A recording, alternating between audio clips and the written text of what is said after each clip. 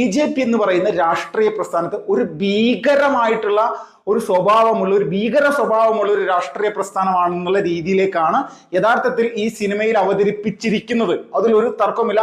BJP എന്ന് പറയുന്ന രാഷ്ട്രീയ പ്രസ്ഥാനത്തിന്റെ പേര് പറയുകയോ ഒന്നുമില്ല. പക്ഷെ നമ്മൾക്ക് ഇന്ത്യൻ രാഷ്ട്രീയത്തിലെ പേര് പറഞ്ഞില്ലെങ്കിലും ഒരു ശൈലി അല്ലെങ്കിൽ ഒരു രീതികളൊക്കെ നോക്കിക്കഴിഞ്ഞാൽ, അല്ലെങ്കിൽ ഇവിടെ നടക്കുന്ന പ്രചരണങ്ങൾ, BJP വിരുദ്ധരായിട്ടുള്ള ആളുകൾ നടത്തുന്ന പ്രചരണങ്ങളൊക്കെ നോക്കിക്കഴിഞ്ഞാൽ ഈ സിനിമ കൃത്യമായിട്ട് അത് വലിയ രീതിയിൽ ഗുജറാത്ത് കലാപവുമായി ബന്ധപ്പെട്ടിട്ടുള്ള ഫോക്കസിംഗ് ഉണ്ട്.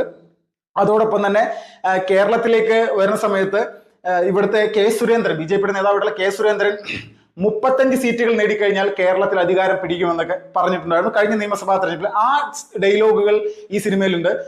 രണ്ടാമത്തത് ഡാം തുറക്കുന്ന ഒരു വിഷയം. ഒരു 4 ഷട്ടർ തുറക്കുന്ന സമയത്ത് തന്നെ കേരളം വലിയ രീതിയിൽ പ്രളയത്തിലായിപ്പോയ ഒരു സംഭവത്തെ പറ്റി പറയുന്നുണ്ട്.